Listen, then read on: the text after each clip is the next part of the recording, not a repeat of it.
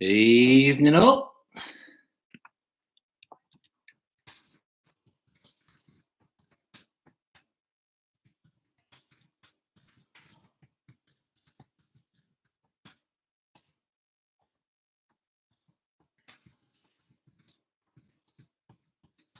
Hi Jay, are we okay, mate? Nice to see you online.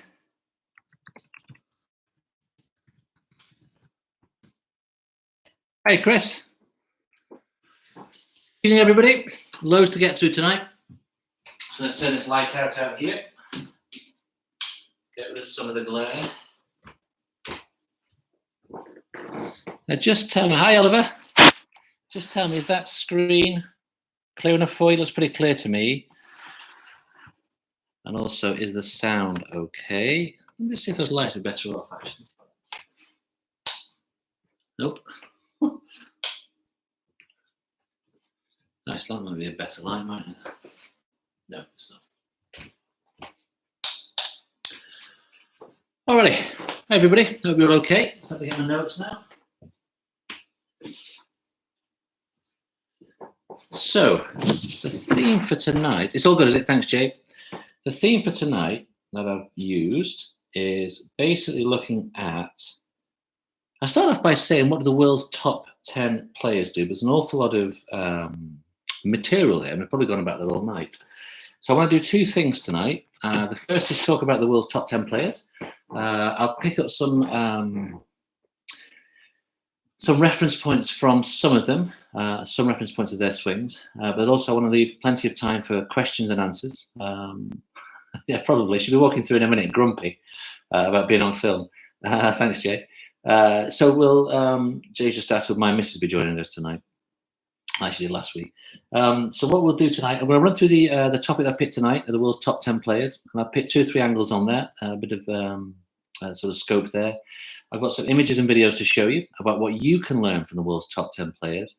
And then also what you can learn from the world's top 10 players if you have any injury or a disability, or you're fighting just an illness, or you're in rehab or recovery. So there's quite a bit to go through tonight.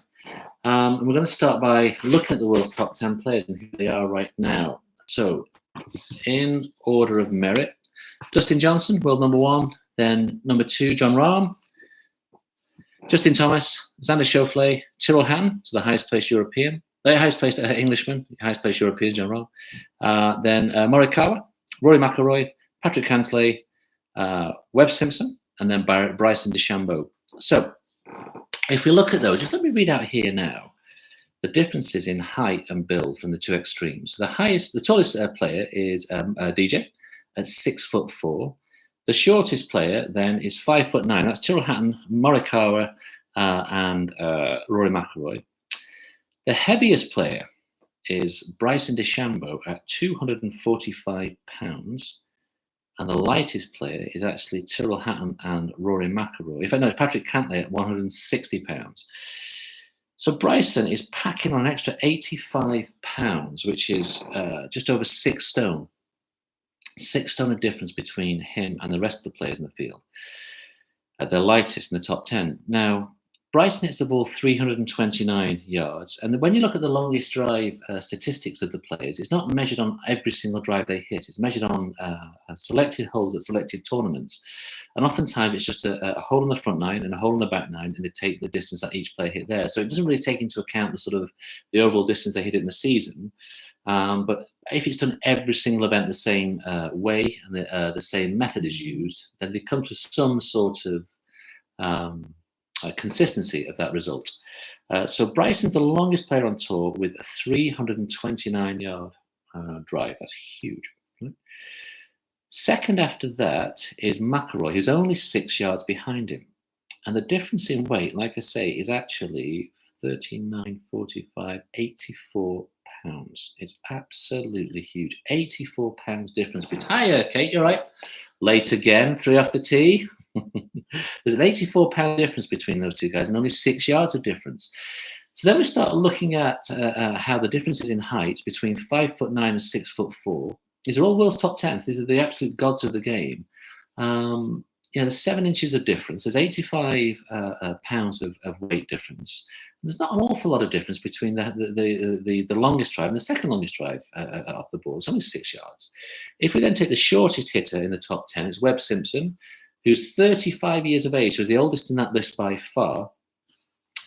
And he is at 293, so he's actually given up 36 yards on Bryson DeChambeau. Now, 36 yards, you think about that every single hole in the tournament, 14 drives in a round, times that by 4, that's another 64 drives in a round. 64 times 37 yards, that's a hell of a lot of difference. So what's Webb Simpson that's so good? Obviously, he's hitting those fairways, he's hitting the ball straight, he's hitting plenty of greens, and obviously an extremely good chipper and putter. So there's a massive range of physical differences. Hi, Cohen. No problem at all for being late. 3 off the tee for you as well. So there's a massive range there in differences in heights, in weight, huge difference in the weights there. And so physically, they all do their own thing. And what I want to sort of pick up on first of all is this picture here of Dustin Johnson. So if I bring this into view. And when we talk about these top players, they are the freaks of the freaks. These are the world's best. Interesting picture here of Dustin Johnson. And what you see there is his glove hand is being overtaken quite dramatically by his non-glove hand. So I say glove hand and non-glove hand for most of you out there. So I say glove hand and non-glove hand for most of you out there. You'll be wearing a glove on your left hand. So what do we learn as golfers from Dustin Johnson? Well, his impact position is his glove hand, his left hand, being overtaken. I'm going to tilt my camera angle down for you. In that position there, we see his glove hand being overtaken by his non-glove hand. And that's a very, very unusual position in the world's best players, to get the right hand to flip. Now, whilst I say it's unusual, it's not totally unheard of. In loads of good players, Freddie Couples very famous for it. Dustin Johnson is sort of very, very famous for it. And it's a real flip of the hand. So his right hand spins and flips past his left like that. Most of the good players will get themselves in a position where the glove hand leads and then stays in front like this. It's a very classic hitting position, that, for many good players. But Johnson lets it go. And there's nothing wrong with that for most of you, as long as it happens after the ball's been struck. So strike here and then flip afterwards. And this is where we really get into understanding. I'm going to come back to that picture again. I'm going to zoom in for you. This is where we get understanding the difference between motion and a position. That position we're looking at there, Dustin Johnson's taking place in, a hundredth of a second, but it actually happens. So what it tells us is that we know that Dustin Johnson creates this lovely angle back here between his left arm and the shaft of the club. On the return to the ball, he uses that, and that flick happens there. So what's that motion there? Tremendous flicking action. Now that's something which we teach to all the guys who may have an injury or disability or a limb missing, is get the club to flick. It's something all good players do instinctively. Now, when they become really good players, they work on limiting that flick, because what they want to do is have a little less rotation in the glove hand to stop the ball from flying a bit too far left, and so they keep it flatter for longer. Now, our rotation in the glove hand to stop the ball from flying a bit too far left, and so they keep it flatter for longer. Now, at our level, at club level, at sort of amateur level, there's nothing wrong with that flick whatsoever. The world's #1 player right now is a flicker. But most importantly, he hits the ball, and the flick occurs afterwards over here, like this. So it's that flicking action. So I come back to the camera. There's my good lady again. I come back to the camera here, and I try and zoom that down a bit, and then take him back to this position here. That's some impact there. And what we can see now is absolutely no hint of the flick. Yeah.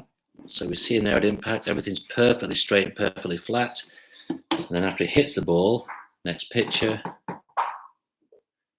we see that flipping action right there.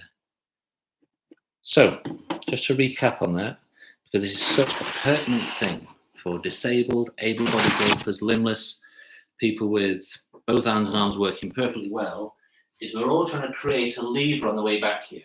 A set of levers, in fact. The first lever is from my left arm, my left shoulder here. The arm swings up like this, and that huge lever there is the most powerful lever we have in golf. And the second lever is between the left arm here, the glove arm, and the shaft of the club. On the return to the ball, we see Dustin Johnson let that lever work. He doesn't get stuck all the way through here, because if you get stuck like that, that ball's going to fly powerlessly and to the right. So a little bit of flick is good. So what's a good exercise for that? Turn the thumb upside down, hold it loosely like this, and then just flick like that. Just get the club swishing like that. I was taught that exercise by one of the world's great coaches, a chap called Pete Cowan. He gets everyone, all the world's best players and complete beginners, that is. And you'd be surprised how many beginners, the world's, well, not perhaps beginners, but sort of very much club golfers, amateur golfers, high handicappers, the world's best coaches teach. They spend an awful lot of their time dealing with just normal golfers, so to speak, normal golfers as well as the gods. So hold it upside down and get it swishing like this. Nice and loose, free-flowing swishing action. So that's DJ. Okay. Now, the next guy is an unbelievable freak of nature. World number 2, Jon Rahm. I don't know how he does it, but he has the shortest backswing in modern golf. I don't know how he generates so much power. So let me just get the picture back here for you. So there's a little sequence of him. Jon Rahm, big man. He's 6'2", weighs 220 pounds. So whilst he's 2 inches shorter than DJ, he's got 30-pound weight advantage on him. So big, strong, physical man. Now, if you've got that sort of weight naturally, don't forget he's not pumped up like Bryson is. Bryson's the same height and has put on sort of 20, 30 pounds of muscle on top of that. Rahm's already settled at that position there. So if Rahm is in that short position there, we get him at the top of his swing, there's no length of swing there. So what I'm saying to here now is just what freaks of nature these guys are. Because Rahm doesn't get to a conventional position where the club shaft is horizontal to the ground here. He only gets it to there, and he takes his body, now he turns it to there. I'm trying to move myself this way because I think the TV screen. I'm just going to view a little bit. So Rahm's backswing only goes from here to here. Most of the world's best players go all the way around here. They get themselves right in this big collar position here. But not Rahm. He goes here to here. Short backswing. But then what? You watch this now. If I then take you through the sequence here, you watch this. I wanted to call him Rahmbo. So up. That, believe it or not, was the top of his backswing. That's nothing for length of backswing. He then comes down, advert, bang. Same straight arm position that we saw with DJ. Now watch this here now. Another flicker of the ball there. Watch this. Look at that full follow through. So you know I said a moment ago about the length of his backswing. I said he only goes back from here to here. In the next position, we see him. He comes through and then throws his body all the way around. So you could comfortably say that he has 1/3 of his swing is his backswing and 2/3 of his swing is his follow through. Now, if there's ever a message for all of us as golfers, it's you've got to make your follow through much bigger and more powerful and more part of the action than you do your backswing. Now, when I said at the beginning of the session that these guys are the freaks of nature, even the world's top 20 players will look at these guys and say, how the hell does he do that? So, even the world's top players will look at someone like Dustin Johnson and say, well, he's a supreme athlete. He could have been a quarterback at a professional level in American football. You take someone like Jon Rahm, he doesn't make much of a backswing, but boy, oh boy, he hits the ball, what's it, 306 yards he's getting out of that. So the lesson for you is that your backswing should always be less of the swing than the through swing should be. 1/3 back, 2/3 through. And in fact, Kate, you can have your online lesson now because you sent me a video the other day. That's what I wanted to talk to you about. Your swing is very much all about creating great positions on the back, and your legs are working superbly, by the way, for this last week's comment that you made. But your follow through is a little bit static. I want to see you get into a big wraparound finish. Make that follow through a huge commitment on the way through. So you're up and then through all the way through. So you should look at the Jon Rahm swing and look at it and say, well, how much of his swing is on the way back and how much is on the way through? And it is a 1/3, 2/3 motion. So a message for us all is to get ourselves 1/3, 2/3. Now, if you're struggling with an injury and you're limited on how far you can turn through, or you might have a hip or a left leg or left knee or left ankle issue, and you can't really make that full follow through, then what you're trying to do really is wrap around the club as much as you can. So you don't have to make a full body shift and get all the body working through. If you've got a lower body injury, watch my right arm now go up and then wrap around. So I get my hand and arm swinging fully, even though my body's slightly static. Now, as long as the hands and arms keep wrapping around and moving through, you can get around the injury that you may have in the lower body there. And like I said to you, any questions throughout the session, don't forget to type them in for me. Okay, so Rahm.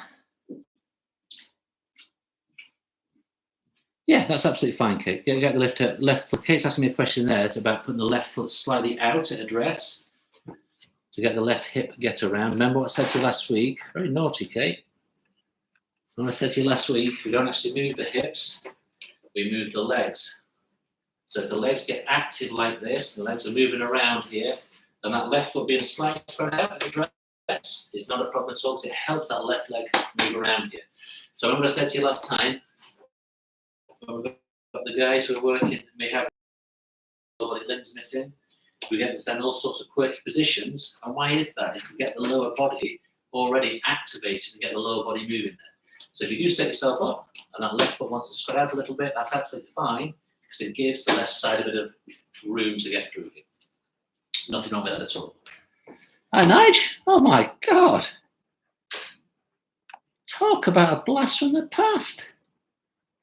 Nigel Beasley, welcome, mate. One of our very first OCFers and a very good friend of mine. Brilliant bloke, nice to see you, mate. Alrighty, so there you go, Nigel Beasley. Okay, McIlroy. So I've got Rory McIlroy here, who's the world number 7 at the moment. Obviously an incredible player. Now, one thing you say about McIlroy is he's always had a very orthodox swing, always done things by the textbook, which isn't the same for everybody. Isn't the same for everybody, but what we've got to try and do is try and, if that's what the sort of the orthodox positions are, we always try that first of all with you, but we don't always stick with it straight away. Because what we might do is say, well, look, orthodox isn't working out. Let's try something a bit quirky, a bit more unorthodox. So there's one thing that McIlroy does here in this picture here. Look at the direction of those arrows. So the picture on the left-hand side is at the top of his swing. And the picture on the right-hand side, we see the arrow. They've drawn an arrow with the arms, the hands, swinging right down into the ground. Now, again, that's a difference between position and motion. And I can't stress that enough. It's something which I learned a few years ago, how to sort of dissect those two things. So what does he do? He gets the top here. Now, on the position, you think, oh, he's just throwing the club right down to the ground like that, because that's what the arrow says, it just goes straight down there. But that's not actually the case.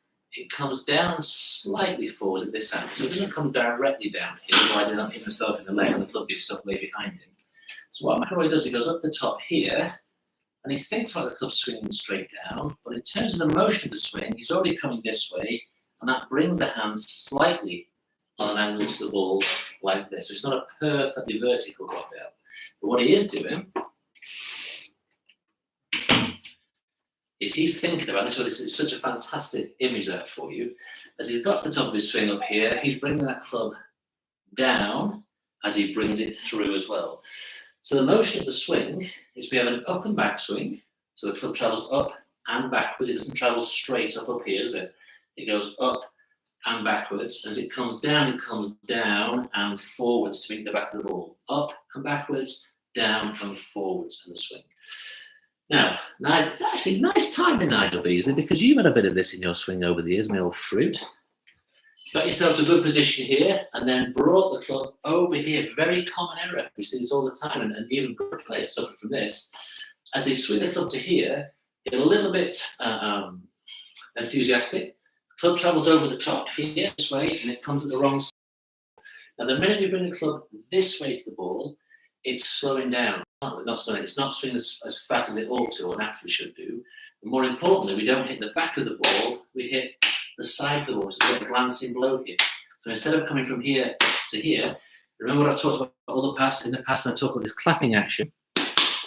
From here, we take the right arm and we clap it into the back of the ball. Yeah, we don't bring it over like this. We come from here to here. What Rory showed us there is an up, down, and then into the back of the ball. So a good exercise for all of you slicers. Nigel Beasley. If you get yourself up here, and just do a few rehearsal things where you bring the club down like this.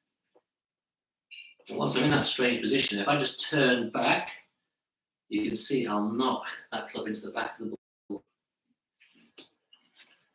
Now I'm just checking, Jay, was it you last week? Did you send me some a video of your swing and I've not got back to you?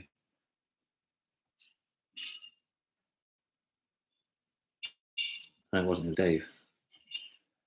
Sorry about that. Okay, so Dave, if you're watching tonight, don't forget to send me a video of your swing, mate.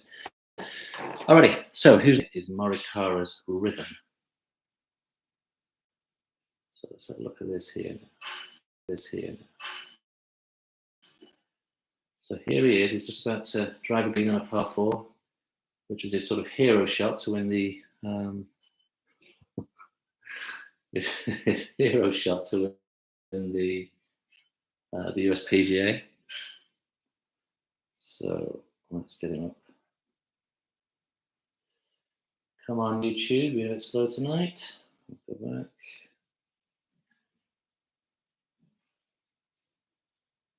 Okay. Sorry about this.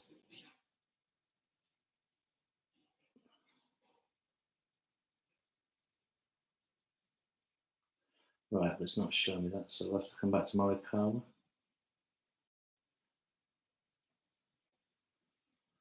For some reason, YouTube's gone down on my iPad, which is really handy. Thanks, I could be back now. Sorry, Jake, don't worry. Okay, I think it'll be okay now. Anyway, okay, I'll come back to Morikawa. So Webb Simpson, he's 35. So what does that tell you there? There's a guy who's competing now against really young professional athletes who are sort of going at it all the time. So what he's done, Webb Simpson, is kept himself fit and live for golf. So what does that mean? Well, as they get older players, they get injuries. And I remember Di telling me that when he was coaching a Ryder Cup player, which I think it was now, coaching a Ryder Cup player, Jamie Donaldson, Welsh player, he was saying when he got to 40, Donaldson was thinking, well, I'm getting a bit older now. I've got to try and elongate my career for as much as I can. How do I do that? Well, the first thing they do is they try and stay injury-free. So they don't practice or hit as many balls as they might have done in the past. And they'll certainly try and stay live. So what does that mean? It means that when you get to the driving range, don't get the driver out straight away and start banging in as many drives as you can. It means they warm up slowly. So what they tend to do first of all is get some stretches in. Now, you know what I'm doing here now? I'm not really stretching my body at all. I'm just getting it used to a movement. And the more I do it, the more I can increase that range of motion. And the more I increase my range of motion, the more power I get. This is what I was saying to you last week about any of the guys who got missing limbs. We split the legs, so what that does straight away just increases the shape of their swing, the size of their swing. If I put my legs the wrong way around like this, it limits my backswing. Look how small I look there. If I then move my legs around like this, boy, oh boy, I've got that extra range. If I put my legs the wrong way around like this, it limits my backswing. Look how small I look there. If I then move my legs around like this, boy, oh boy, I've got that extra range. Now think about the slapping action. Range equals smack, yeah? If I now limit my range, I limit my smack, because I know you're trying to keep the cells live. Now, I take the club by this great exercise, because what does it do? It pushes my glove hand and pushes the right hand behind me, and it opens up that muscle on my chest there, and it makes it bigger, stretcher, and wider. The minute I do that with my body, I've increased the space, the shape, and the range of it. Now, you're all fit people from all the stuff you've done in the services, or particularly when you've been learning to do your rehab, that I've been teaching you how to get the body to get back to good shape. You don't need to be a muscle man to play golf well. Now, this is where Bryson DeChambeau is the ultimate sort of outlier, is because he's got this sort of way of doing things which is so extreme. Even for the world's best players, it's extreme. So what he's doing there, Bryson, is packing on so much weight. He's put on 30, 40 pounds, whatever it is, as big as he can. And he's trying to get as much muscular movement in his swing as he can and aggressive movement as he can. So Jay's putting a point there, definitely to be more disciplined about stretching. And if you look at the injuries sustained to professional footballers, rugby players, golfers from, say, 30 years ago, it was because they ran on the pitch, they walked on the golf course, they just hit drivers, they didn't sort of get themselves really stretched. The younger guys now are so much fitter, even though they're not hitting the ball pound for pound any further than the players of the 50s and 60s. Now, that's quite a controversial thing to say. If you factor in the ball and the equipment changes, the long players of 50, 60 years ago would be just the same longest players in the world today, just with the different equipment. So the guys who today aren't particularly stronger or fitter, you have to look at the physiques of Arnold Palmer, Jack Nicklaus, these sorts of guys, Ted Ray from the turn of the century, James Bay. They were big, strong men, physical, strong people. But what they did do was move themselves loosely. So what's kept their swings, giving them longevity throughout their career, is being loose. Now this is where someone like John Rahm, who's very, very odd in as much as they can make a lot of power from a short backswing, if he gets tighter and tighter and more sort of gummed up, then look at the sort of mini swing here. Now, what we do know is that the world's longest swingers tend to have the world's longest careers because their bodies are all loose and light. Now, let's get back here to Morikawa. My internet's back now. And I'm going to play the video of him.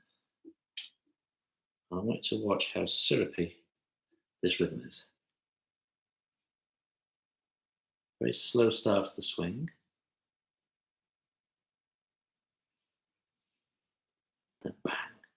Super fast. Now what he's doing there is a rhythm which it's very hard to take the club back slowly.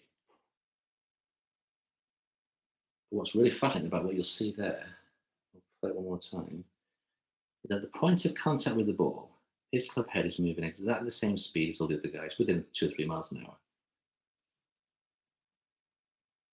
Look at that, speed through the ball. So what you can learn from that is what we've been taught for years by the world's best player of all time, Jack Nicklaus, is what's the slowest part of the swing and what's the fastest part of the swing.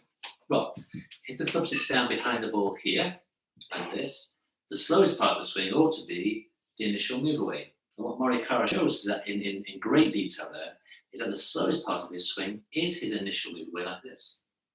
That club head starts at 0 miles an hour, 0, 10, 20, 40, 120. So it starts at 0 and develops speed all the way through. Now, this is an extreme example. What I can tell you, no joke, flexible swing. I mean, there's a guy who has been flexible and loose and sort of quite supple all his entire life. Now, he suffers a lot from some form of arthritis, to the point that he has a 3 or 4 hour car journey, turns up at a tournament.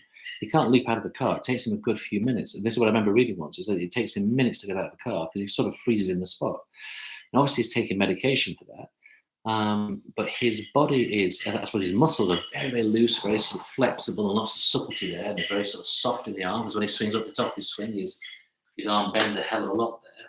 And there's lots of movement in his body. But his bones, there's no joke about it, he's got a real issue with arthritis. So, the slowest part of the swing is the start of the swing. The club starts at 0 miles an hour and then just develops speed all the way through. And what you should be doing each time is trying to slow the very first part of your swing down. So don't try and slow your swing down in general, because you want to hit the ball a long way. That club has got to be moving quickly at the ball. But what you've got to try and do is set yourself up and start it back slowly. So rehearsal swing you can do in your living room or in your garden or at home is set yourself up here and just start it back slowly. If you've got enough room to swing fully, start it back slowly and then let it speed up as you hit the ball and try and find the fastest part of your swing down here. It's funny, isn't it? The slowest part of the swing is down here and the fastest part of the swing is down here as well. Start slow and speed up as you come down here. Good exercise for that is taking 2 or 3 clubs, gripping like an axe. That'll force you to be still on the way back. Smooth and elegant on the way back. And those really elegant looking swings, they start slowly and then powerfully through the ball down here. Hi Mike, thanks for pitching in. Only half an hour late, I like it. Well, I mean, Kate got 3 off the tee for being late. Karen got 3 off the tee for being late. We're going to give you 33 off the tee for being late, Mike, because you'll probably already beat us anyway, being a scratch professional player. Nice to see you, mate. Great to have you on board. Alrighty, so let's go back now to I'm not giving him a money. All right, so a fine. I like it, Jay. Jay, our very own keyboard warrior, is pitching in there with a fine. Alrighty, why do I love that photograph? Now, hopefully you can see it. Let me try to get it in a better light for you. Can you see the bend on that shaft? Can you see the bend on that shaft? Isn't it funny there, Mike? You just typed in "how the devil are you," and YouTube wants to know if that's okay to release. I've obviously not spent much time with the On Course Foundation and know that sort of language is at best. Alrighty, so what do we see there? Well, what we see on that picture is not actually what happens. That's impossible. That does not happen. If it did happen, he hit the ball at least 3 times the height that he wanted to and about sort of 400 yards left or right of target. What we're seeing there in that bendy shaft, huge sort of curve on the shaft, is a false image. And what actually happens with photography on a digital camera, so even those super high speed cameras, it takes a photograph in lines from the top working down. So when there's huge speed in a swing, and there's a very, very quick amount of motion in the swing, it actually captures that picture first, and as it's capturing what's happening down here, it's capturing several different movements in the shaft. So I've actually seen that, I can't find it straight away, but that picture there, I've also seen it taken from the same angle and the shaft at the same time, same picture is at that angle there. So the next frame is actually a much better representation of the swing. So sometimes it just captures a huge amount of bend in the shaft. So anyway, going back to Bryson's swing, it's heaviest there. He's probably not those several pounds. When you look at him there, look at the size of his arms and what he's done there. Fair play to him. You know yourself from working out in the gym, that takes a lot of lifting, a lot of dedication. Up north, it takes a lot of pies. He's probably doing it the healthier way. Now, let's have a look at him here. What's the picture I'm trying to find here? It's right here. So that's him the year prior. Yeah, that's just a sort of athletic, skinny sort of bloke, isn't it?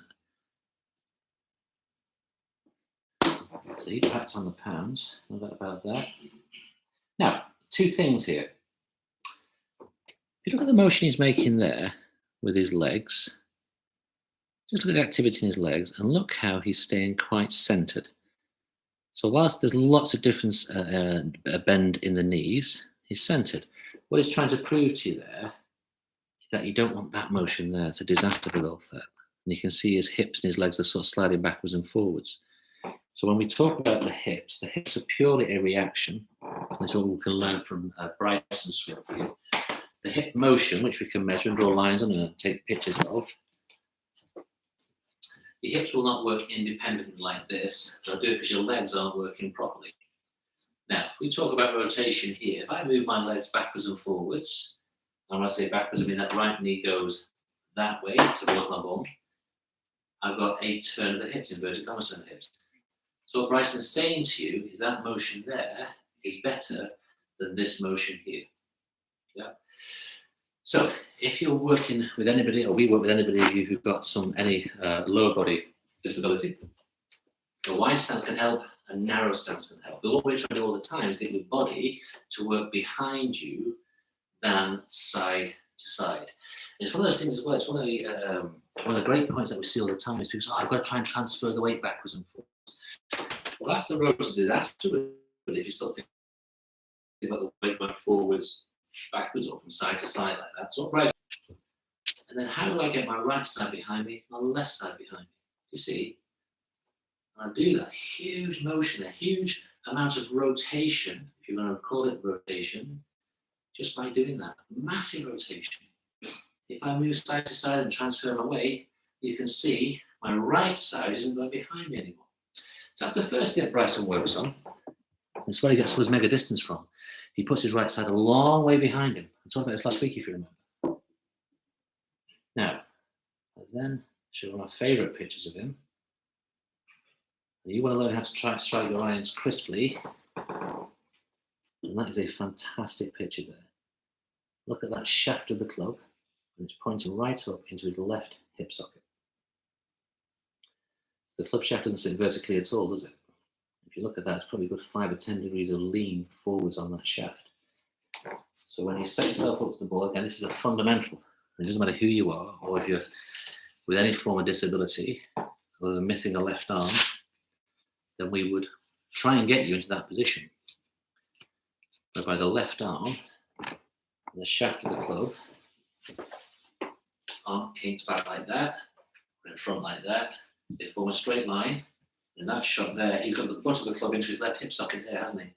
Like that. So that starting position there, your left arm shaft of the club is the same whether it's the driver or whether it's a short club, put it back in the stance like that. We're trying all the time to get the left arm and the shaft of the club to be straight. Now, some of the world's best players have their hands slightly behind, they come up and slightly forwards, but for the majority, left arm shaft of the club forms a straight line. And if you can take one image of Bryson home with you tonight, it's that one there. So if we lean a club forwards like that, let's just have a look what that means. I always dig out my sort of rescue, which has got 21 degrees. Oops, the face angle on it. If we lean the club forwards like that. Now, any questions, guys? Don't forget to type them in. I'll answer them all at the end, because we're almost through all the world's best players now. If we lean a club the wrong way, we can't strike it. We can't get the club face to the ball. If we lean it toward the target, I mean, look at that now. That club face and that ball are kissing. If I lean it backwards, you're going to top it, you're going to thin it, you're going to duff it. But if we lean the club shaft forwards, look at that. Really sweet contact to the back of the ball. Yep. So, in terms of what that all means to anybody that we're dealing with, is we can't expect any of our pupils, whatever their ability range, to swing like the world's best players. So what I'll do all the time when I'm teaching amateur golfers, that might be an 85-year-old lady who's a beginner. It might be a 7-year-old kid who's a beginner. It might be a scratch golfer. It might be a fit and healthy, athletic, professional sportsman from a different sport. We're looking all the time as coaches to look at what's the best way to get you to swing relative to who you are, what your capabilities are, what your limitations are, but also how we can get you as close as we can to the fundamentals of what good players do. Now, what you've seen tonight, is why I started off by saying about the difference in the heights and the weights of these guys, is a massive range of physical differences between what all these people are. And like I say, these are the gods of the game, but if you extrapolate this over 200 or 2,000 golfers, you still have this massive range of people, and probably the same amount of percentage of each of those people. So the first thing that we need to do first as coaches is look at what are the fundamentals, and then what are the fundamentals which we're happy to negotiate for, negotiate on your behalf. So when we're trying to get you swing, we say, well, I don't think they're flexible enough to do this. I don't think they've got the physical ability to do that, or that might be a bit sort of too much to try and do. And so then we look at it and say, okay, what's the closest we can get to that? Now, I see it myself in my own coaching. Sometimes I'll dig out a pitch, I'm enthusiastic in my lessons, I'll pull out, oh, this is what Tiger Woods does. And I think, well, how relevant is what Tiger Woods is doing to someone who's a 75-year-old sort of just a normal person? Now, surely there must be some crossover, but also quite a lot of differences. So what we're trying to do first of all is say, okay, well, is it possible for you to set yourself up the same way as Bryson DeChambeau? It absolutely is. There's no doubt about it. You should and could get that club shaft in a straight line to the ball there. It might not be comfortable. I personally love having my hands behind the ball like that. I think it feels super comfortable. It looks horrible and it actually performs horribly. I know I play my best golf when I start in this position here, my left arm on the shaft of the club in a straight line. And I had a horrible spell of my golf about 10 years ago. I took some lessons, and it's one of the first things I worked on was getting that left arm shaft of the club in a straight line. And boy, oh boy, did it turn my game around. That is the hitting position. Now, Alistair, one of the other coaches, I spoke to him the other day, he's doing great. He sends you all his very, very best. That's what Alistair talks about an awful lot. He says the only difference between your setup position and impact is that. And he's right. A little bit forward push that way. Well, Alistair's big things there. And I've known Alistair since I was a teenager. He was one of my exams. I've taught this many times. And he taught us that years ago. I've never forgotten it. And I watched him do it in the course family. I think, you know, that's such a fundamental. That's something which Alistair doesn't ever move away from. He's taught the world number one. No, he's not going to move away from it. Then why should we move away from that as an attempt to achieve? Now, if we don't quite make it perfectly or don't quite get there, or your physical limitations mean you can't quite get there, at least you're working towards something which good players work towards. Would that have an impact on attack? It most certainly would, Mike. Great question. So what Mike's asking there is about the attack angle of the club head relative to the ball. So if we take as our starting point, disregarding which club we're hitting, that the glove arm and the shaft of the club should be in a straight line. If I hit the ball back in my stance like this, my left arm and shaft are in a straight line still, but the shaft is leaning forwards. That will then mean I hit down on the ball, which is perfect for a lofted club. So my attack angle is steeper coming to the ground. Now, if you look at my YouTube channel, what you'll see is I'm sort of my shed, an apex on my shed. I set up on one video where I lean like this on the apex on the side of the shed. I'm saying, well, this is how you should be swinging down for your wedges, like this. And then I stand on the other side of my shed, and on the upside, this is how you should swing up for the driver. So it's one of the things which is sort of one of the sort of counterintuitive things in golf. We have to lean differently, and we actually take loft off our lofted clubs, and we add loft to our less lofted clubs. They just perform much, much better. So it's not just the height we're trying to put on the ball, it's the amount of spin that we put on the ball and the angle at which we launch it. And all this science has been known by the world's top players for years, but we sort of think we discovered it when Trackman came along, but they'd already been doing it. So in answer to the question, Mike, it does have a big impact on attacking. And this goes back to my point before when I said, can you, as amateur golfers, set yourself up exactly the same way as Bryson DeChambeau? Absolutely you can. And I've done loads of videos and photographs of on-course foundation events and also other events that I've done or other people that I teach. So look, I've got you to start the same way as the world's best players. Doesn't mean they're going to swing and hit the ball the same way as the world's best players, but you're starting much, much better. You're starting like them. You're giving yourself a chance to get like them. And there's not many good players who start in poor positions or positions which aren't sort of part of the sequence of the good players hit and swing position. Alrighty, so any more questions about what we've talked about tonight? We've covered all the world's best players. I don't think I want to say about Bryson DeChambeau as well. He's a very quirky thinker. And yeah, the whole thing that you've taught us as coaches, the improvise, adapt, and overcome, which I believe is a military phrase, is something that we do as part of our training in golf as well at the same time. And it's something which you should do in terms of your learning. Just try things out. Be creative. Don't get dogmatic. Now, a moment ago I said, you've got to try and work towards the fundamentals, and that's true. But you can also do it in a slightly quirky way. And you can try out different things when you go to the range. Just try out different feelings of swings. And sometimes you capture a feeling in a swing. Oh, that felt great. You might not be able to totally understand it, but you can certainly try and replicate it and see if it works again and again. And some of the world's best players do have some quite odd swings. Let me try and go Miller Barber here. Mr. X, his name was. Now you watch this for a swing. That's like a beginner.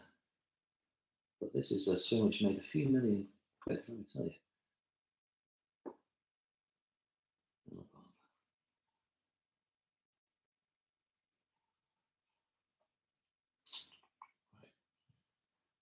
Right, get ready for this, folks.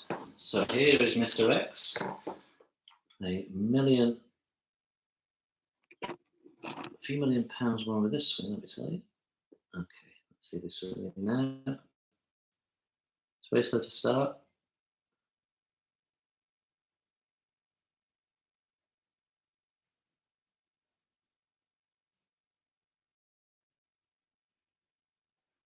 Now look at that. On the way down.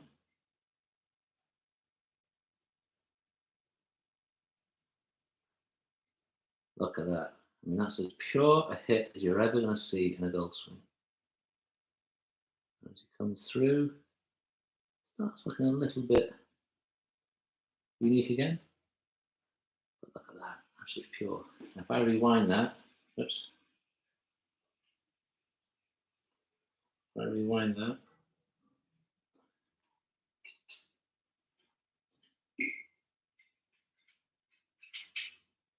There's nothing particularly pretty about that until you start looking at your bank account. It comes down. Of course, Jim Fury does pretty much the same thing. Goes up, and then look at that, into a great hitting position. Now, Kate has obviously had a gin and tonic tonight. She's feeling very punchy. She sent me a message saying, we can't learn anything from any of the best female golfers then, Richard. Well, my credentials, Kate, as a long-standing fan of the female game, is that my favourite swing of all time, and I've talked about this endlessly on my videos, I know you're only joking, endlessly on my videos, my favourite swing of all time belongs to Mickey Walker, who is a female pro from the 50s and 60s, and is without doubt the most elegant swing. Just being controversial for the sake of it, are you? Just being controversial. Mickey Wright, I think Mickey Wright, not big. I'm not thinking straight there. Mickey Wright golf.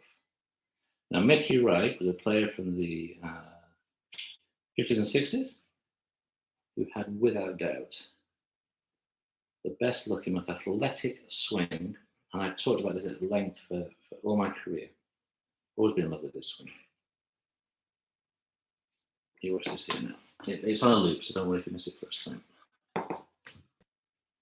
You watch this now. This is pure athletic motion. Look at that.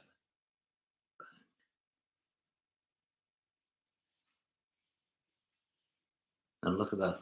Right side going right behind her. Big whip of the hands. Huge extension on the way through. And probably still acknowledged as one of the greatest swings of all time. Won multiple tour events, multiple major championships. Retired young. Had enough of it all, the sort of cocktail parties and all the traveling around.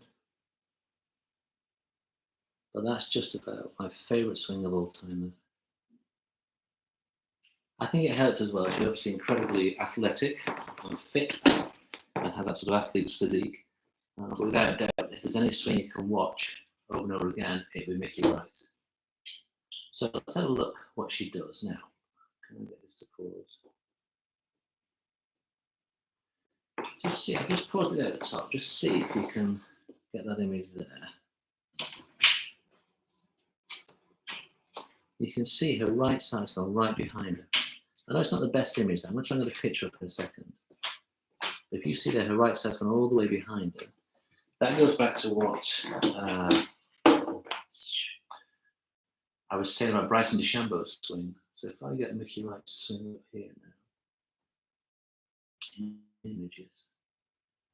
So what we saw in that picture there, this is why it's one of my favourite swings of all time. It's absolutely timeless. You know, the excellence of that swing. So what she does there superbly, sets herself up, puts that right side right behind the top of the swing up here. And that's what Bryson was talking about. He doesn't want any of this. That right side goes right behind here. So if I get a swing sequence, there we go, right there. Right there. I'm glad you asked this, actually, Kate. I know you were only teasing. But here's one for you as well, right? Golf is a game which had ladies' championships since the 1800s. Football started in the 1970s and 1980s with the ladies' FA Cup finals and stuff like that. It has long had mixed golf.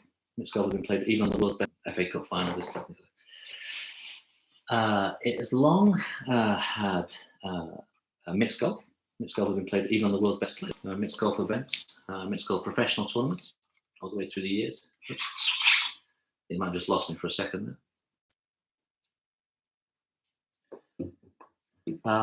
And always been a big mixing of the top players. The world's top players have always been, men's ladies golf have always been sort of very, very close. And the men's tours often supported ladies tour, but there's been fewer sponsors around. The men's tours often put some money into the ladies game. Alrighty, well listen, thanks ever so much for tonight. Thanks for being controversial. I like a bit of that, gets me thinking. Any questions? You know my name and my number. I'll just type in my details in case you want to send me a bit of your swing or what have you. If I missed anybody out from a message that you sent me in the week, I do apologise. That's just my terrible admin. 079, and I've done that wrong, so delete that.